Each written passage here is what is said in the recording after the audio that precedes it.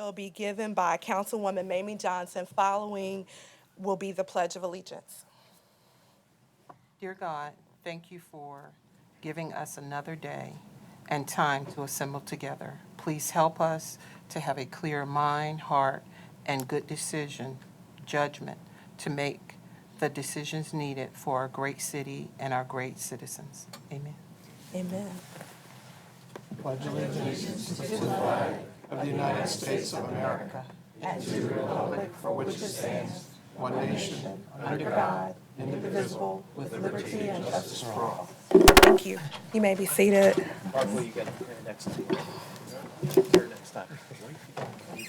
Breck, will you please call the roll? Ms. Johnson? Here. Mr. Protogiru? Here. Mr. Smigiel, Here. Dr. Whibley? Here. Ms. Williams? Here. Mr. Wynn? Here. Thank you. The motion is to excuse Mayor Frame and Mr. Riddick. Ms. Johnson? Aye. Mr. Protogiru? Aye. Mr. Smigiel, Aye. Dr. Whibley? Aye. Ms. Williams? Aye. Mr. Wynn? Aye. And can you give us a motion to dispense with the reading of the minutes for the previous meeting? Ms. Johnson? Aye. Mr. Protogiru? I'm sorry. Aye. Aye. The minutes. Mr. Smigiel, Aye. Dr. Whibley? Aye. Ms. Williams? Aye. Mr. Wynn? Aye. So good evening, everyone. As you've already heard, Mayor Frame is not with us this evening. I am not Mayor Frame. I tend to think I look a little better than he does, but welcome. You took your shot earlier. I got mine. Welcome to our council meeting. For the benefit of those of you who do not regularly attend our council meetings, our procedure is that we first take up ceremonial matters, followed by public hearings, and then the regular agenda items.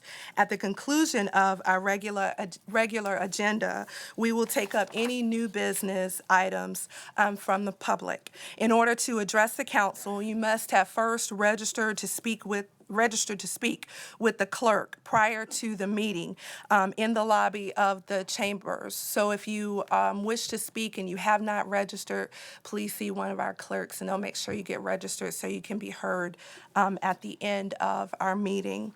We do have one ceremonial matter tonight, and this is in the form of a proclamation for International Month. So I'm going to call up Trish Carrier, who is the executive director of the NATO Fest, and anyone that she wants to bring with her. May I make a few comments? You can as soon as I read the proclamation. Thank you. How's that? That's perfect. Okay. This proclamation is from the City of Norfolk, and it reads, whereas the City of Norfolk proudly represents our unique and global influence of housing an international port, the largest naval base in the United States, and the first and only North American command of NATO.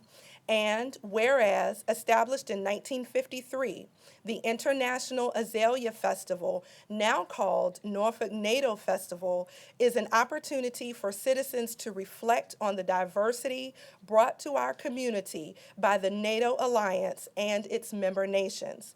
And whereas, annually celebrated during the month of April, Norfolk NATO Festival includes Wines of the World, the Model NATO Challenge, the NATO flag raising, the Parade of Nations, NATO Fest, and the Virginia Arts Festival, Virginia International Tattoo. And whereas, in partnership with Norfolk's NATO Festival, Old Dominion University hosts the International Festival, a global extravaganza uniting thousands of Hampton Roads citizens in appreciation of multicultural cuisine, artistry, activities, and performances. And whereas additional organizations such as Norfolk Public Library, Norfolk Sister City Association, and the World Affairs Council for Greater Hampton Roads aim to foster public awareness of the importance of maintaining a global diplomacy network by promoting activities that broaden international understanding, friendship, and cooperation. Now, therefore, I, Paul D. Frame, Mayor of the City of Norfolk, on behalf of the City Council, do hereby proclaim April as International Month in the city of Norfolk and call upon all citizens to join me in celebrating Norfolk's multicultural diversity and its impact within our community and across the globe, given under my hand this 24th day of March 2015. This proclamation carries the official seal of the city of Norfolk and has an original signature of Mayor Paul D. Frey.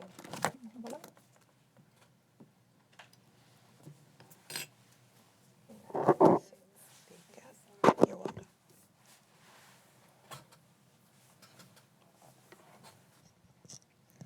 Thank you, Vice Mayor Williams, and also council members. Thank you for recognizing all of these wonderful organizations which work so diligently to promote the international character of Norfolk, Virginia. Tonight we have with us from the Norfolk NATO Festival, Ms. Yvonne Almond, from Norfolk Sister City Association, Judge David Lanetti, Ms. Janice Weisberg, Ms. Shannon Kendrick. From World Affairs Council of Greater Hampton Roads, we have Major General Bob Sullivan. Norfolk Public Libraries, we have Sonal Rastogi. And Old Dominion University, we have Ms. Lisa Clark. And thank you again for recognizing all the hard work we all put into the unique character of Norfolk and its international diversity. Would you mind if we step forward to take a group picture with you and the rest of the city council? Not at all. Sure, the mayor's not here. Harry, you just stay over there. Yeah, I'm good. I'm too short anyway. Put on down. No one knows we're on our tiptoes back here, Terry. We all got boxes. You can get in the picture and give Lori your camera. Rob and I are taking pictures tonight. Do you want me to take it? Rob, you should be. Come on, Rob, let's go. Come on. Oh, vanity. Glasses off. Okay, no, go. Okay, smile, 1, 2, 3, smile. Nice. Thank you. Got it. Good deal. Thank you very much.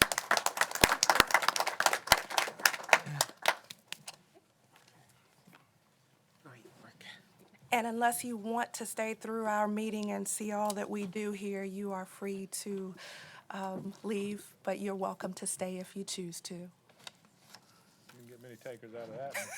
Mayor. Thank you.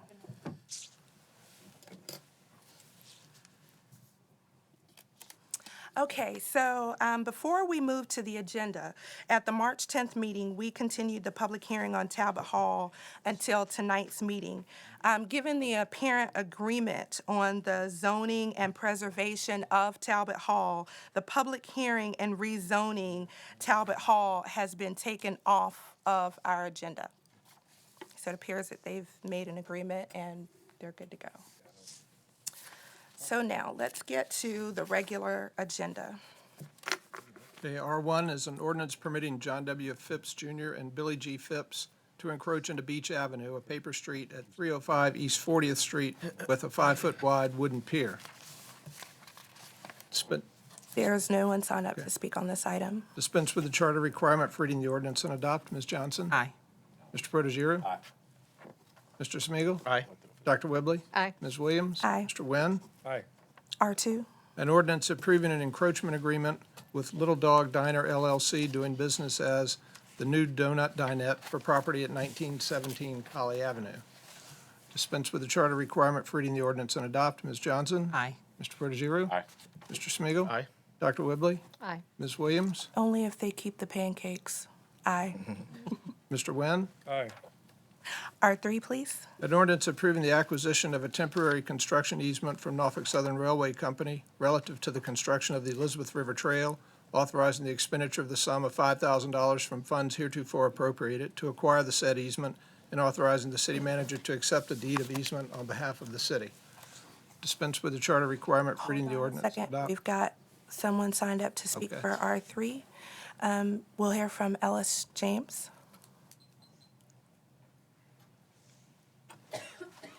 Thank you very much, Ms. Williams, acting chair for the evening. Members of the council, Mr. Jones, My name is Ellis W. James. I reside in the city of Norfolk and have done so for a couple of years.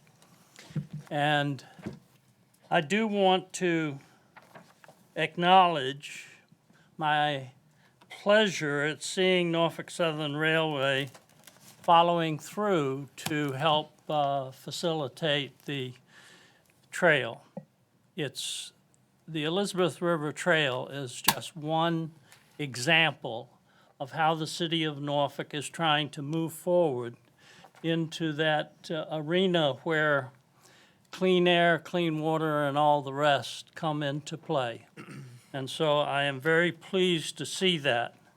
I would be remiss if I did not mention my additional, now, once again, urging that the city somehow find a way to work it out with Norfolk Southern to give us a monitoring station to determine whether or not coal dust, which is falling on our west side in a lot of neighborhoods, cannot also receive a monitoring station. It seems that if this request could be granted, there's no reason for Norfolk Southern not to help facilitate our women and our children and our seniors and our schools and ODU and all the rest to be able to avoid contaminated air. Thank you. Thank you, Mr. James. Yes. Dispense with the charter requirement for reading the ordinance and adopt. Ms. Johnson? Aye. Mr. Porter-Zero? Aye. Mr. Smigiel, Aye. Dr. Whibley? Aye. Ms. Williams? Aye. Mr. Wynn? Just wanted to say one thing and also thank Norfolk Southern for this, but remind everybody that we wouldn't have been a trail, and this is about the 5th phase, if they had not donated an abandoned rail bed to start this trail probably 15 years ago. So they have been, without them, we wouldn't be here today, and this is a special thing for our city. So I vote aye. R4. An ordinance accepting the donation of 2 Signet Systems DC fast chargers valued at $43,000 for public use from the Virginia Clean Cities Coalition. We have one speaker, Mr. James. Thank you, Ms. Williams, members of the council, Mr. Jones.